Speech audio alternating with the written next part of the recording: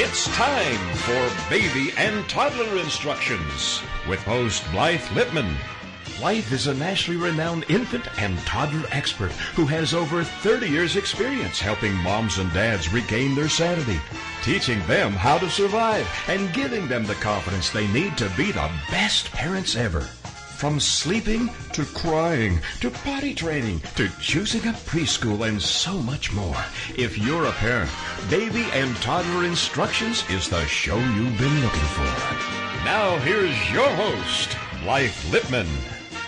Welcome to Baby and Toddler Instructions. Good morning again, afternoon, evening, wherever in the world you might be. Thanks so much for tuning in. Today, I can't wait to talk with my guest, Harper Jones from bowtiger.com. But first, some things to share as always. I'm not going to complain, but guess what? It's supposed to be 100 degrees here in Arizona today. Yikes! It's been a lot cooler than usual. And I'm not complaining. I'm just sharing information in case you're feeling bad about your weather. Maybe you can feel bad. Don't feel bad about mine. But anyway, if you're in Oklahoma, I do want to send some healing thoughts and prayers to all the families that are suffering the effects of those terrible tornadoes. It was so devastating watching everything. Anyway, I do hope your sun is shining soon in many ways. If you're listening live, today is May 11th, 2016, and if you have a question, a comment, you can always call us at 877-864-4869. You know how I love callers. And if you're listening to a podcast, you can always contact me via my website, mybestparentingadvice.com. You can hear all my shows. You can access them 24/7 at toginet.com. Look under shows and go to Baby and Toddler Instructions, and on the right are all my shows. You can go to Stitcher.com, iTunes, and my website, again, My Best Parenting Advice. Look at the radio tab and, pull up a podcast. They're so Moby friendly and great things to do at the gym. If you're having a particular issue with your baby, toddler, or you're pregnant, or, any kind of issues like that, I have had so many great guests, and they can help. They are all experts. So let's see, recalls today. There was one recall. Munchkin recalled the Latch Lightweight Pacifier and clips. The clip can detach from the pacifier's clip, posing a choking hazard for young children. So I will put that on my website, mybestparentingadvice.com. And, I just have to say, I hate those pacifier clips. I really do, because I have seen more times, you put your baby in the crib, and this is for an older baby, and they turn over, and even though the long piece of fabric isn't long, it's short, sometimes it still goes around the neck. So if you do use a clip, it's very convenient when they're up. When you put your babies down, please take the pacifier off the clip. It makes it so much safer. Also, if you're a regular listener, I'm a new grandma. I can't believe my grandson will be a year old tomorrow. My gosh, how quick this has gone. Anyway, I was reading the New York Times on Sunday, and I found the most interesting article. I just have to share it because it really hit home. And even if you're not a grandma, you're a new or expectant mom, here's something to share with the moms. But I thought this was so interesting. It was called Grandmother Hormones. How come no one ever warned me about these lovely and complicated forces?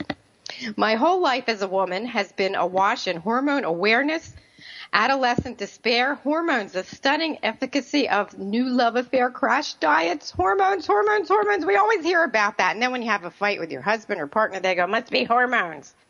Anyway, this was so interesting because as a grandma, I always thought I'm going to have my grandson and I'm not going to worry like I did with my children. Well, au contraire, this article says hormones still rule.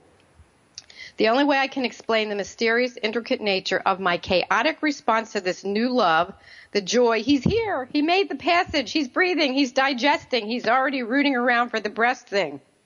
The grandchild's every grunt and squeak is a fascination, and boy, isn't that the truth. And I could gaze forever, rapturously, as the shadows of chemical firings cross that tiny, sleeping face. Well, guess what? Climate change. I lay in bed, first night of being a grandmother, and do the math. When baby boy is my age, worrying about his own grandchildren. Miami Beach could be advertising scuba tours through its skyscrapers. Amtrak to Boston could be running on elevated tracks and skim over the ocean.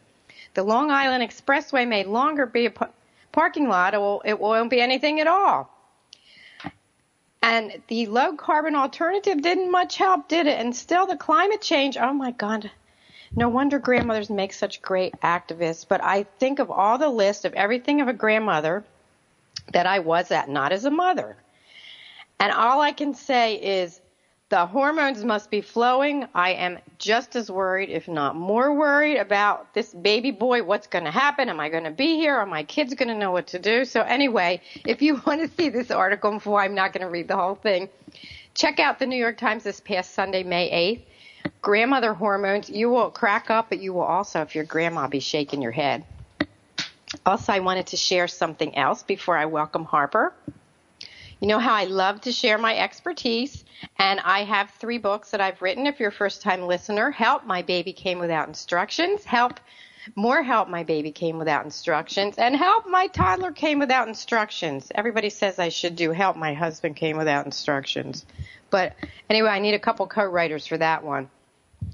So today, because we're going to be talking about tantrums, and we're going to be talking about toddlers and parenting, I wanted to share a couple tips with you from my chapter in Help, My Toddler Came Without Instructions, called Toddlers Going Wild.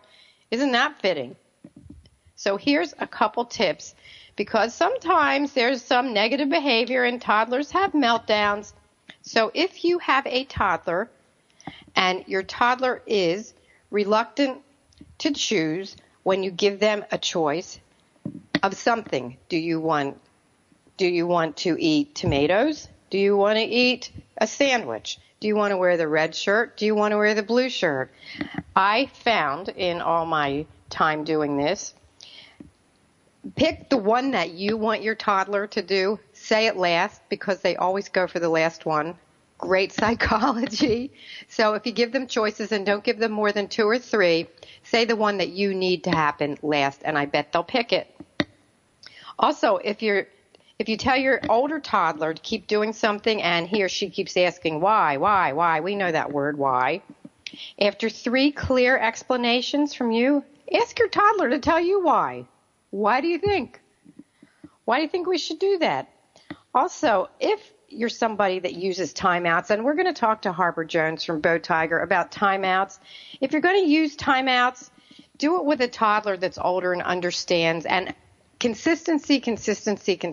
I can't say that word enough. If you decide to do that, if you come home from work, you're really tired, your toddler's done the thing you've told them not to do 26 times, and you use timeouts, still try to put them in timeouts. You know, once you waffle once, they've got you. They definitely have got you. So if you're going to do timeouts, explain why and walk your toddler to the timeout area. Don't say go over there in the corner, because they're going to skip and walk slow, and then you're going to be twice as upset. Anyway, so those are a few tips from Help. My Toddler Came Without Instructions. And they make great gifts. So you can get them on Amazon, BarnesandNoble.com. If you like to listen to books, audible.com/parents, and I will get some credit for that. And, of course, my website, mybestparentingadvice.com. So let me tell you a little bit about my guest before the break. Harper Jones is a mother and also content manager for BowTiger.com, a relatively new company specializing in toddler safety. She and her family reside in Tampa, Florida, and she has been gaining popularity through social media and online for her informational and low-key video blogs on various toddler safety topics. Harper's recommendations and ideas come from personal research and her own experience as a working mother. Boy, isn't that where we learn what to do. She holds a very open view on motherhood and is always interested in learning new ways to be the very best mommy she can be. So, Harper, we have just a few minutes before the first break. Welcome to the show. I'm so happy you could be here today. And, boy, I can't wait to talk about your site.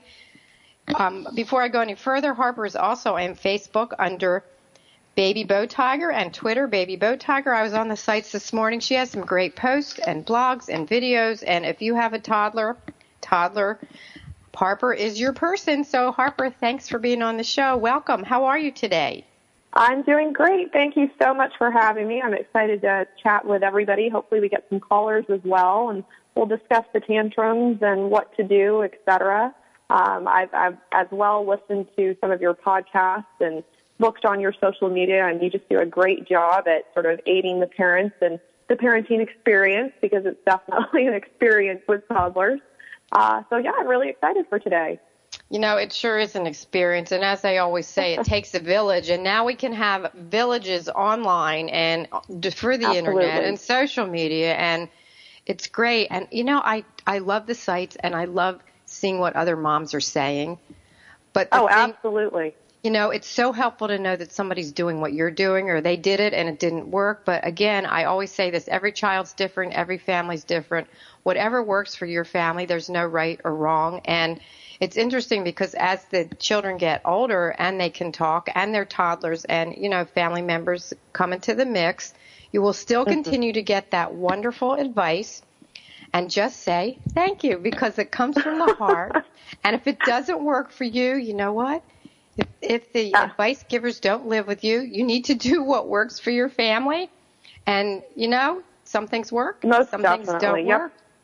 Parenting is definitely a process of trial and error, and, you know, it is different for everybody. So I do the same, though. I take a lot of advice and just give a polite thank you for it. That's right. Some I attempt, some I don't, you know, but the advice is always worth it. At least you have it, and you can attempt to use it if possible. That's right. And, you know, the thank you and the smile, it makes everybody feel good. And who knows, maybe down the road, you'll go, oh, yeah, I remember when Grandma told me to do that. It didn't work 6 months ago, but let me try that again because it might work. So, you know, it's great. Everybody's always excited to help. So on that note, we are going to have a commercial in just a few seconds. The music is coming, so please stay with us. My guest is Harper Jones from BowTiger.com. We'll be right back.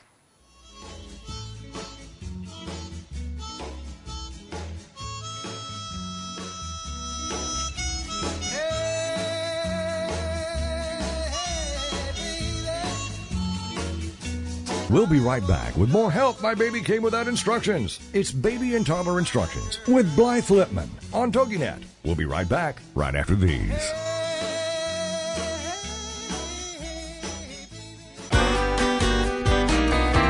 It's words you never heard. Did you hear about the Gaberlunzie bear caught rummaging through a refrigerator in an apartment in Colorado? The tenant heard noises coming from the kitchen and saw a bear with his head in the fridge, looking for anything it could eat. What's a word for food that's unfit for human consumption? Ma wallop. The tenant locked himself in his bedroom and called for help. What's a word for the fear of bears? Ursophobia. We have lots of bears near our Colorado cabin, and we have been told that pepper spray will keep them away. But the idea that it would keep a 500-pound grizzly bear from attacking seems ridiculous to me. I think I'll try the pepper spray on myself and hope the bear doesn't like spicy foods. It's words you never heard. I'm Carolyn Davidson, and you can have fun challenging your words you never heard vocabulary with my free app, Too Funny for Words. It's the Fitness Minute with fitness expert Annette Hammond. Muscle soreness is not an accurate gauge of whether you've had a good workout or not. After you have exercised the next day, you may not feel anything, or you may have muscle awareness. But if your muscles are really sore, that's not good. Not only physically, but mentally also. Being sore has many factors, such as how much stress you've been under, how much sleep you have had, how your eating is going, etc. So scoring your workout on how sore you are is counterproductive. I am asking you to work out every day. But if you push yourself too hard one day and are so sore that you can't work out the next day, that's not a good thing. Exercise should be pleasant and productive. I want you to exercise the rest of your life. Working out does not have to be uncomfortable to be effective. Be consistent, get a great workout in, and enjoy. For the Fitness Minute, I'm Annette Hammond. Welcome back to Baby and Toddler Instructions with Blythe Lipman on TogiNet, the hour for all moms with little ones to come for great advice, encouragement, and great ideas for all new parents. Now, back to the show with Blythe Lipman. Well, welcome back to my show, Baby and Toddler Instructions. I am here with my wonderful guest today, Harper Jones from BowTiger.com, and we're going to talk about toddler safety and tantrums and everything, that has to do with toddler. And I don't think I told Harper this, but I'm going to ask her what her favorite parenting tip is towards the end of the show. And if you're listening live, so I don't like to put my guest on the spot. Anyway, I always love to hear your favorite tips. If you're listening live today, you can call us if you have a question or a comment at 877-864-4869. We love callers, and call, say hello, say good morning, afternoon, wherever you are. So Harper, how did you get into doing this? I love your site. I love your pages. I was all over the place this morning looking again. Well, as I sort of said, and as you sort of summarized for me, it was more of just going through my own experiences and realizing I reached out and looked for a lot of help in regards to toddler safety and just other toddler topics in general, and how to grow with my toddler and as a parent. So I realized that there really is a huge community of people out there that have advice for you and also want to get the opinions and advice of others. So I kind of joined in with BowTiger, and we started creating the different video blogs. And as you've seen, they're super low key. We're normal people just raising our children and toddlers and babies. And we're trying to sort of give some help along the way as we also receive help.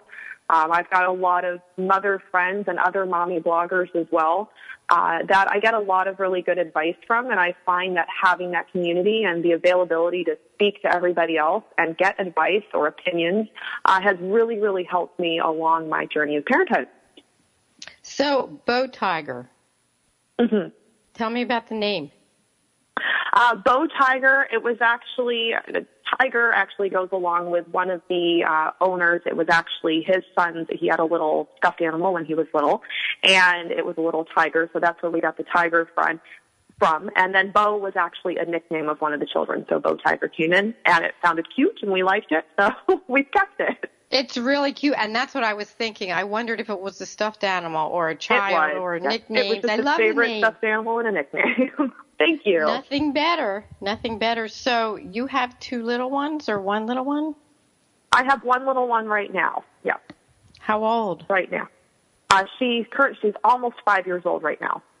Okay. And I've kind of gone through now over the last few years that toddler stage, and she's definitely her own little person and has her own opinions and really has that she's been able to walk. So it's been entertaining, at times difficult. I'm not afraid to say it. And it's definitely been a learning experience. You learn a lot about, of course, your child, but a lot about yourself, too, and how you handle and manage different situations. It's really a whole new ballgame once you've had a child. Babysitting just didn't cut it. After you have a child, you really learn the ins and outs of what parents have to go through. And it's been a lot of fun. It's been a great experience so far, and I'm hoping to be able to do it again with another child soon in the future, so we'll see. It's funny you say that, and because I babysat since I was 9 years old, and wow, once you have your baby, it is nothing like it. Nothing the same. Even babysitting for a weekend is not the same as doing the daily grind, with your children. It really is just a whole new experience, and it's a lot to take on. With my viewers, I've never sugarcoated it really. I've admitted to the errors and the trials and tribulations that I've gone through as a mother, because there certainly are some, and I think it's really, really nice to see that other people relate to that and can have some ideas to make it a little bit easier or a little bit more fun in certain areas. And I think it's really helped me listening to others and getting that education and opinion through others. What do you think's the toughest part? What's the toughest part? What's the toughest part of having a toddler? Because you have research and development right there in front of you. Oh, yes. The toughest part on having a toddler is I never realized before being a parent the amount of opinion and attitude they'd have themselves. Very quickly, they go from the sweet little baby that just coos and ahs and, oh, they're just adorable, and then all of a sudden they can talk, or they have, small vocabularies, maybe 50 words. And although it's only 50 words, they utilize all of them nearly every day, and they really feel that they should be listened to. And now I will say I also have an only child right now. And with an only child, I think it is a bit different because they're kind of used to only being around adults, their parents, besides when, of course, when they're at school and out at play dates. So they start to gather probably more so than they should, adult opinions, and they feel that they should be part of the conversation. So I find that has been maybe the hardest part, really sort of putting your toddler in their place and being their parent and having to sort of explain that differentiation between those two to them. It takes a little bit of work with them, especially with an only child, but, I got through it. Other people can too, and it's okay. And there's so much learning. It's interesting because you're so excited. You can't wait till they talk, and you can't wait till they walk, and you can't wait to all that. And it's funny because my grandson just learned how to shake his head no. And, it's the most adorable thing I've ever seen. I'm the grandma. But it's funny because I said to my daughter, I said, you shouldn't laugh because when he's 2, it's not going to be so funny when he keeps shaking his head. Absolutely. After the 100th time that day, you're going to be thinking, oh, my goodness, it wasn't cute. But, it is really cute when they start to do little things like that. I'm pretty sure that I videotaped my daughter saying no for the first time, and it was over and over again, and I just thought it was the best thing. Now, not so much, but initially I definitely got a laugh out of it as well. It's really cute. And they, and they know because the one thing, and I'm sure you talk to parents about this, when your toddler, not so much the baby because they don't understand, even when they're a year old, but your older toddler, when they do something that's naughty, they say a bad word, they do something, it's so hard not to laugh between the cuteness and you're not supposed to do that because once you laugh, forget it. They keep saying it. Toddlers are notorious for walking around saying poopy, poopy, poopy, poopy. They think it's the funniest thing, and the first time they say it, when you laugh, they remember. Absolutely. And I have found, too, you really don't realize how aware they are of your reaction to what they do.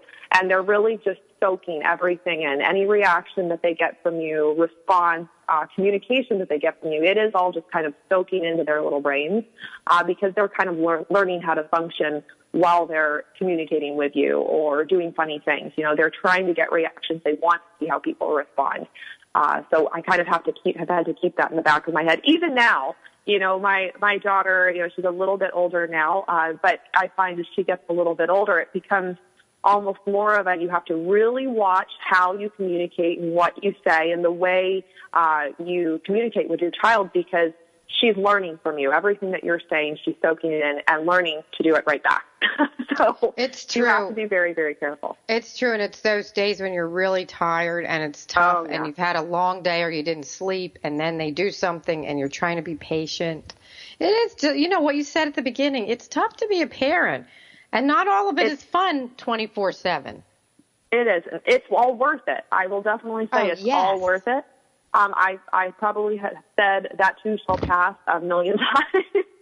But the bad times, the frustrating times, they definitely do pass, and they're so worth the amazing, great times that you have with your child. It's been an excellent experience for me, and, I'm just loving it. And it goes so quickly. All of a sudden they're in kindergarten. It does. You're like, where is it? What happened? It's absolutely I know crazy. that your child probably doesn't do this because of what you do, but what about if you have a toddler that has a tantrum? Oh, my child definitely does tantrums. Now, not so much anymore. They I think stopped about a year and a half ago. Well, the first thing you want to do really in regards to tantrums is you want to make sure that that's all it is, that it is just a tantrum and it's nothing more. Children between the ages of about 3 and 6 are typically the ones to throw tantrums. After the age of 6, you really shouldn't be able to see a lot of tantrum throwing from the child because they're more able to express their emotions. They kind of understand how to speak and communicate now. And if you've, sort of done your part in explaining to them how to communicate, they should be able to do that at that age. So you want to make sure that you are expecting the tantrum and even a 2-year-old can definitely throw a tantrum, but make sure that they're in the right age group. and make sure that it isn't anything else. If the tantrums, let's say, have a lot of aggression within the tantrum, it's not just that they're screaming and crying. If they're, trying to kick, hit, doing anything to themselves, and you see a repetition of this type of aggression, you really want to make sure that you make note of that, and you might want to seek additional help if something like that happens. Only if it is a pattern. From time to time, even my daughter in a tantrum has been kicking and screaming on the floor, and, I accidentally get whacked on the leg from it. And that's not a big deal. It happens with everybody. Your child's not crazy. Don't worry. It does happen. But you want to watch out for things like that. And the other thing that you want to watch out for before deciding, okay, it's a tantrum, is how often is this happening? Typically, even toddlers, if they're throwing a couple tantrums, a day, a week, that's fine. It's not a big deal. It is very frustrating for you as a parent, of course, but it's not necessarily something that you need to be super concerned about. But if it's super frequent, like say we're getting 10 tantrums within a few days and it's just constant like that, there may be some additional pain or frustration that they're suffering from, and it's not just the tantrum. So you want to kind of look to see if there's any underlying issues before saying, okay, this is a tantrum and this is how I'm going to deal with it. Now, the biggest thing I have felt with my daughter throwing tantrums is I do not think that parents should really try to cuddle, try to calm the child. It's really, really important for toddlers to learn that they're throwing a tantrum. It's understood. They're frustrated about something, and a lot of the time it's because toddlers just don't have the ability to communicate as well as they want to at such a young age. So they can't get their point across. For a minute, because the radio TogiNet is going to have a tantrum because we're going to break for commercial. Oh, okay. And I don't want them to have a tantrum. So after the commercial, when we come back, I want to talk more about tantrums because I'm so happy you're talking about the hugging, because parents don't know and they'll try to pick their child up in the middle of a tantrum and hug them. And right. You know what? It's the wrong time, but I want to talk more about this when we come back. So stay with us. I have a wonderful guest today, Harper Jones from BowTiger.com. And if you have a question, call us at 877-864-4869. We will be right back.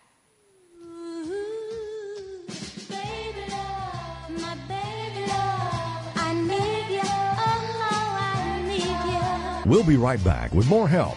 For help, my baby came without instructions. It's Baby and Toddler Instructions with Blythe Lipman on TogiNet. We'll be right back right after these. Baby love, my baby love, I need you, oh, I need you. If you're ready for a big change in your work, your career, your happiness, your life, it's time for the $1 Million Mindset with Marla Tabaka. Monday afternoons at 2, 1 Central on TogiNet.com. Marla believes that with the right mindset, anything is possible. Join us as successful life coach Marla Tabaka inspires you and her clients to explore, discover, and live your dreams by developing what she calls the $1 Million Mindset. Marla will inspire you to take action on your dreams and reveal secrets to success that will help you realize your own unique power. Tune into the $1 Million Mindset for heartwarming stories with Marla Tabaka. Learn tips and tricks to building a successful business and unlock the secrets to creating a happier, more balanced life through abundant thinking and attraction power. For more information on the $1 Million Mindset, go to our website, marlatabaka.com. That's MarlaTabaka.com. It's the $1 Million Mindset with Marla Tabaka. Monday afternoons at 2, 1 p.m. Central on TogiNet.com. It's the Fitness Minute with fitness expert Annette Hammond. CNN reported on a study by the National Center for Health Statistics that found that teenage males were the most frequent consumers of sugary drinks, including sodas, sweetened waters, and energy, sports, and fruit beverages. They guzzle about 252 to 273 calories every day from various drinks. The intake of these sugary drinks has multiplied over the last 30 years. When soda pop was first invented, it was an extravagance that most people had every once in a while. But now it's a daily fixture in American life, and whether they are sold in fast food drive-ups, vending machines, convenience stores, or other venues, sugary drinks are easily accessed. Cutting out these drinks is a vital part of healthy living. For the Fitness Minute, I'm Annette Hammond. Like us on Facebook. Welcome back to Baby and Toddler Instructions with Blythe Lipman on TogiNet, the hour for all moms with little ones to come for great advice, encouragement, and great ideas for all new parents. Now, back to the show with Blythe Lipman. Well, welcome back to Baby and Toddler Instructions. I am here today with my wonderful guest, Harper Jones from bowtiger.com. And Hi, everybody. Before the break, we were talking about tantrums, and that's a really big topic to talk about. But again, if you're listening and you have a question or a comment, you can call us at 877-864-4869. And if you're listening to a pre-recorded show from one of the sites, you can always contact me via my website, mybestparentingadvice.com, and I can tell you where to go to find guest information. All of that is on my website as well, and I will put Harper's on there after the show today. So anyway, back to tantrums. You know, we were talking during the break about what do you do. Well, let's go back to where we started. When your child's having a tantrum, you were talking about not picking them up and hugging them. Yes, and this is something, I'm not going to say that I never did that, because I definitely did that initially, and then I realized this is really not a good idea. And I've seen a lot of other parents do it as well. But it's really, really important for your child to understand. They're not going to understand that they're throwing a tantrum. They're literally, in a little madness of themselves while they're doing it. But allowing them to both throw the tantrum and then recover from it themselves is really, really important for just them discovering self-awareness, for them understanding that they can control themselves. And a lot of parents think, my child's throwing a tantrum, they're crying, they're screaming. If I go and hug them and pick them up and hold them, it'll make it all better. You'll be surprised, because a lot of the time it doesn't. It makes it worse. They're kind of like trying to soak up as much attention as they can out of it. And going to them is not really aiding them. It's not letting them figure out how to recover from this frustration themselves. And that's something they're going to have to do. Inevitably, even with toddlers, what we're trying to do is allow them to develop in a way that they will be, able to manage themselves as older children, and then teenagers, and then adults. So we want to make sure that we kind of give them that space, even though it's kind of hard sometimes. I would say don't pick your child up. Don't coddle them at all, because they're in a tantrum. If they're going to throw the tantrum, they're going to throw the tantrum. It is what it is. It will pass, and they'll be able to figure out how to recover from it. And the less attention you pay to the tantrums, I found with my child, the less amount of time she spent throwing the tantrum. It didn't mean that she wasn't going to throw one. It just meant she would realize really quickly, I'm not gaining a lot of attention from this. And it's not getting me what I want, so I'm over it. I'm done. And then the tantrum would stop. There are, though, of course, ways that you can kind of discreetly stop or aid in, the tantrum, not aid in the tantrum throwing, but aid in the stopping of them throwing a tantrum. But you want to make sure that it's never that you're giving in or giving the child something to stop the tantrum. By that I mean, let's say, you're trying to you think, okay, I can give the child a lollipop and they're going to stop crying. We don't want to give our kids candy to get them to stop doing something, because then what they see from that is, if I do this, I get this. And then it becomes kind of like a bargaining factor. And they're little, but you would be amazed at what their brains can pick up on and how they start to configure different things in their little brains. And we don't ever want to be in a state of sort of bargaining back and forth with our child.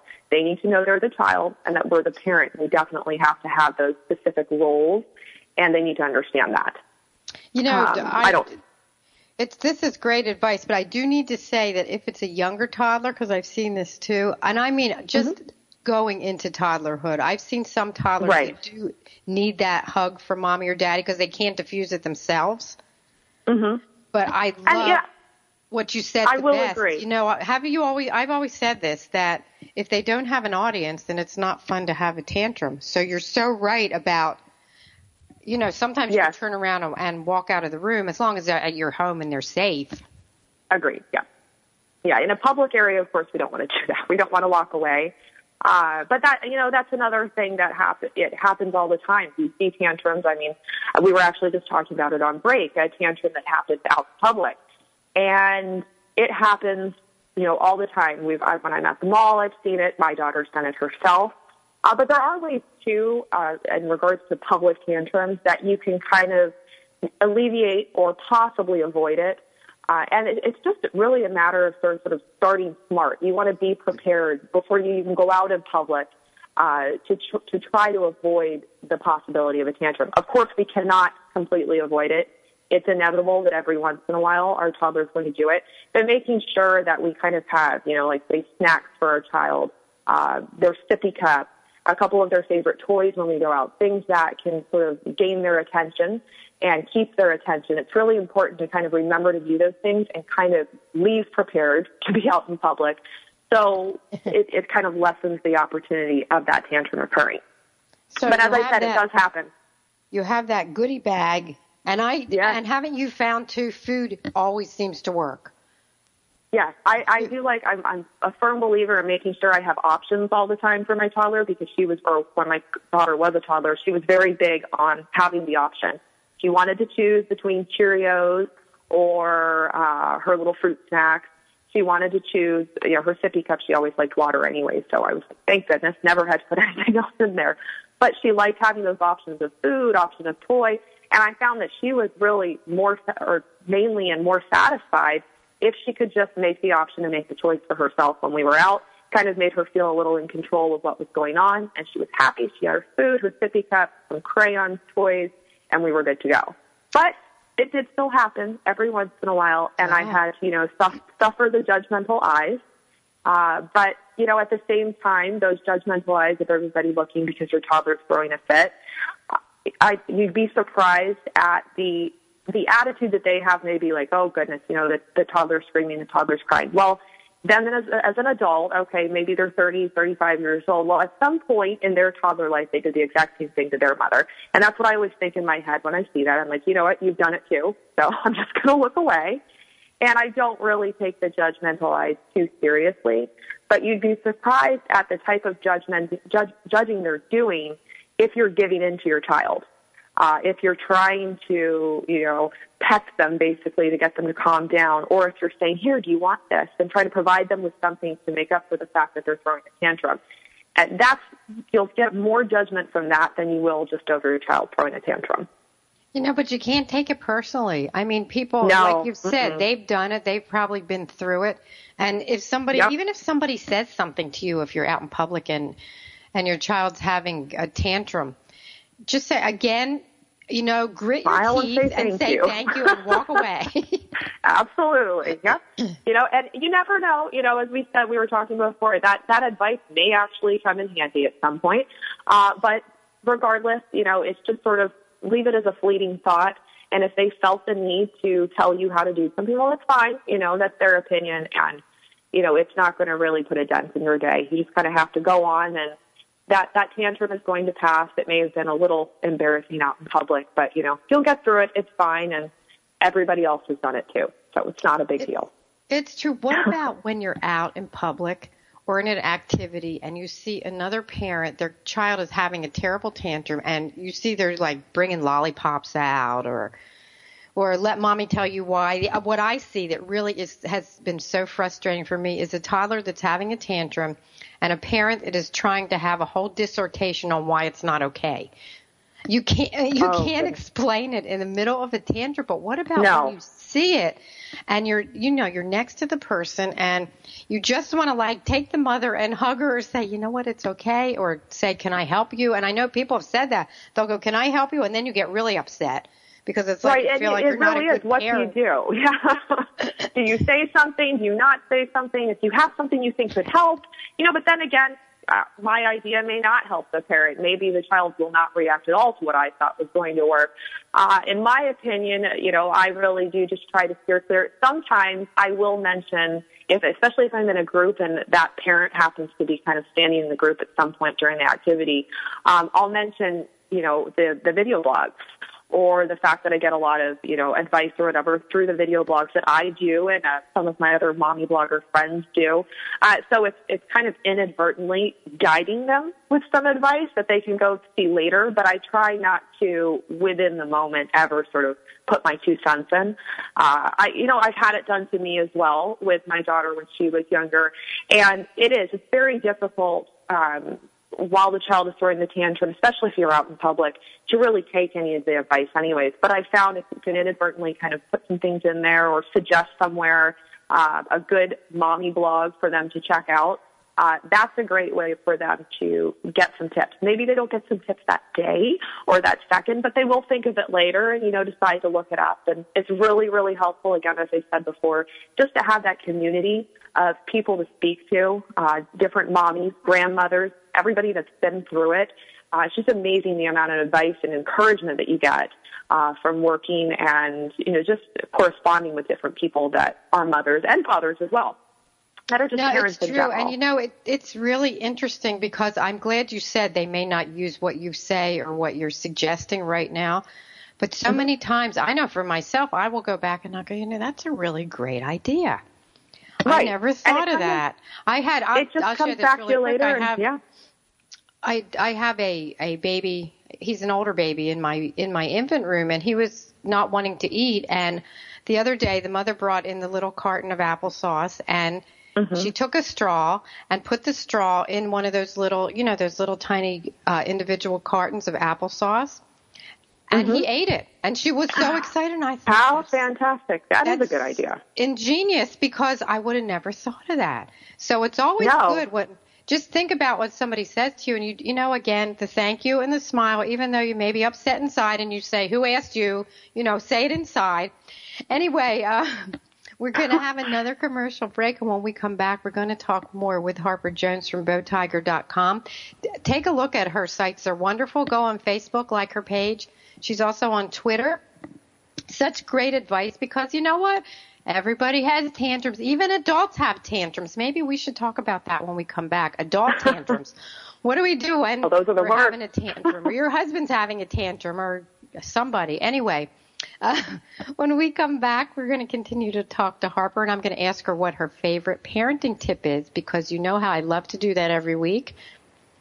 That's how we learn, too. I've had such great tips, and I think there's a book in the making. I would love to put all the tips in a book, so if you have any you want to share, send it to me via my Facebook pages. We will be right back.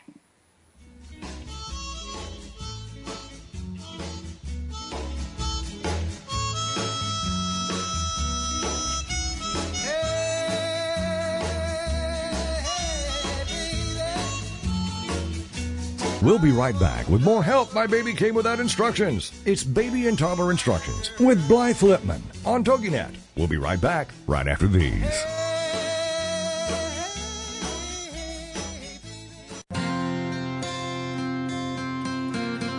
Would you like to know how to bring more ease to all the decisions you need to make in life? Knowing your core values is the first step in Joyce's free live masterclass. You'll discover your top 5 core values in as little as 45 minutes. Join her now at freegiftfromjoyce.com.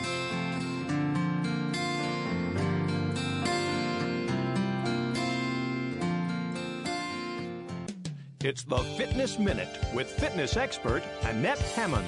Researchers report that most people living in the slimmest cities in the United States said that they exercise on a regular basis and eat healthy, low-calorie foods. They also frequently eat fruit and vegetables. In fact, half or more of the residents in all the least obese cities report exercising for at least 30 minutes, 3 or more days a week. That's in sharp contrast to the nation's 10 most obese cities, where in all but one, less than half of the residents report exercising that much. Smoking rates were also lower than the national average in all of the least obese metropolitan areas.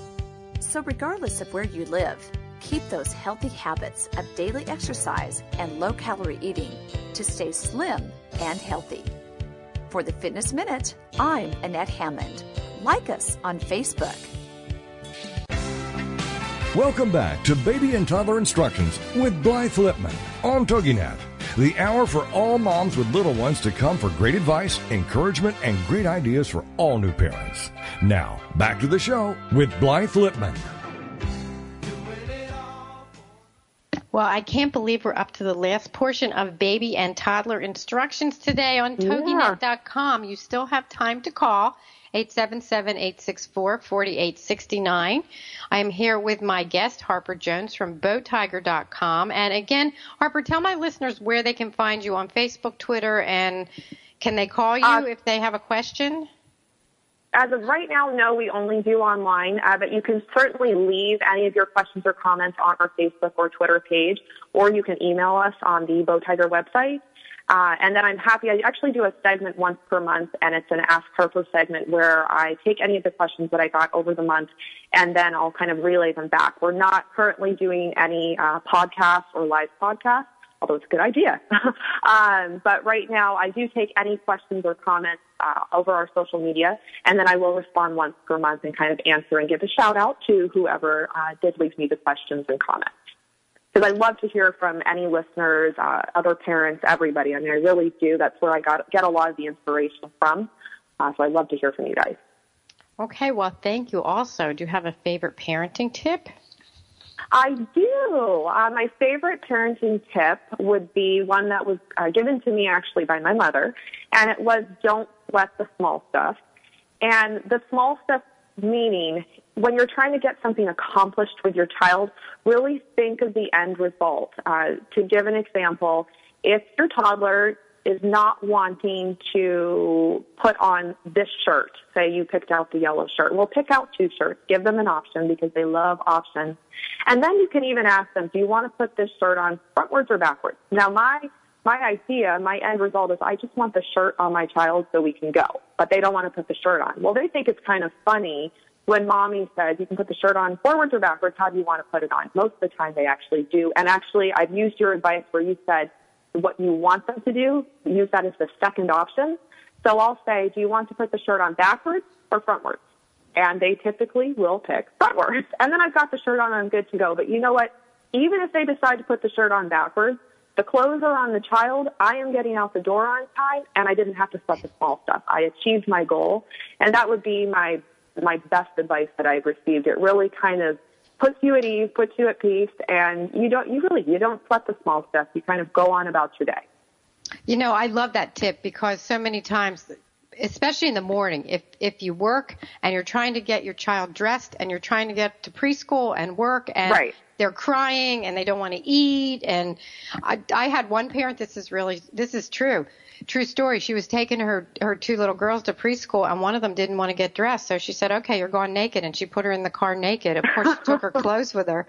And when she got right. to the school, she said, do you want to go naked or do you want to get dressed? And of course she got dressed. She wasn't going to send her in with no clothes on. But, you know, also the other point is that when your child feels like they're a part of the decision, the frontwards and backwards, I love that. That's ingenious. Absolutely. And it really does work, making them a part of the decision, giving them options, making them feel that they're sort of in control, a little bit of their own life. They're not in control of you or even necessarily the situation because end result is we're getting what we want as parents.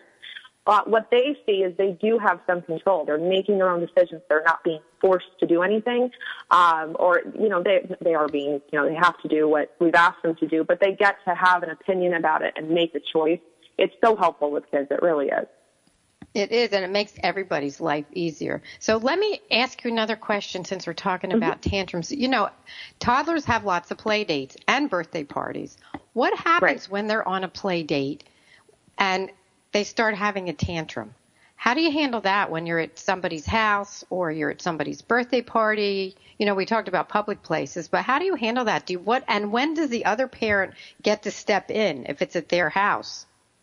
You know, if it's at their house or even at a birthday party, something like that, with my daughter, I always I'd move her out of the area that they were playing in, especially if it was a birthday party, just because there are other things going on. And we don't really want to put a damper on the fun activities and festivities that are going on. I just moved to a separate part of the house. I would do this. I've done timeouts with her, even at parties and at other people's homes. I've done the timeout, but I make sure I kind of seclude them from the other things that are going on. I did want to mention, too, a big thing with timeouts is toddlers don't have the capacity to understand time yet. So if you do ever do timeouts, whether you're out somewhere or at home, make sure that you either have the fun little dollar timer that you can set to show them how long they have to sit in timeout, or you can do the timer on your phone, whatever. Just make sure that they understand that this is the length of time. And when that goes off, they're done with their timeout. But, yeah, normally at parties or even at somebody's house, I do use the timeout. I do bring them to another area to where they can kind of calm down. They don't feel like there's other eyes or the other kids are looking at them, and they can kind of get it together. At a friend's house or a birthday party, of course, you're going to kind of get the opinion. My closer friends, I probably allow more opinions than acquaintances. But again, a lot of the time at birthday parties, it's a matter of just sort of gritting your teeth, smiling, saying thank you, and maybe nodding your head to some of the advice that's given. But do soak it in. Take their advice and kind of analyze it later. Don't try to give any responses right off the bat because you may be a little frustrated too over your child throwing the tantrum.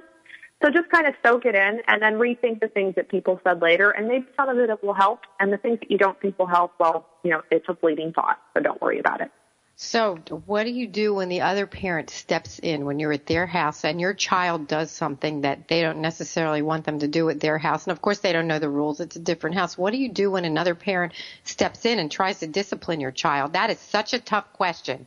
That really is. And I can't say, now I can definitely say that I've had that occur, but not when I was actually at the home. It was, say, the sitter was at home, and then they had to step in and discipline, tell me later.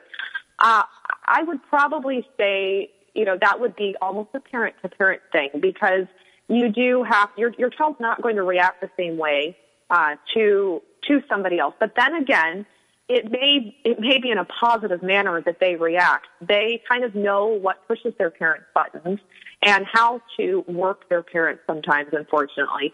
So maybe if something that you're doing isn't working and another parent politely, steps in and tries to help and it starts working, well, there's no sense in, starting the tantrum back up again. Maybe allow them to take their advice, but make sure that you remain in front of the child as well. Don't let your child think that you're walking away and allowing this other parent to take over. Let it kind of be just help and aid and not something that's actually taking over the situation. That's great advice because you know what? It's tough and it's not easy to do to allow that, but sometimes if you see that it's working, you have to kind of look past your own frustration with the situation and, your own opinion. And if it is working with the child, then, maybe think, okay, well, I'm going to let this parent help. They're not taking over the situation. I'm not letting my child see that, but I am allowing the parent to maybe help me out. Maybe they have, a few more years experience, or maybe they have, the trick of the trade that we didn't know yet. So it's worth allowing parents to help a bit. We just got a really good question. What do you do with grandparents? Oh, grandparents. Dun, dun, dun, love grandparents. Well, I say with my daughter too, there's been, I feel that there should be a significant amount of respect from the grandchildren to the grandparents.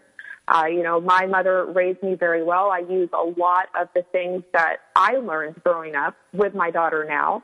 And I use a lot of things that my grandparents, my grandparents, but my mother suggests. Maybe you'd want to try this. Maybe you'd want to try that.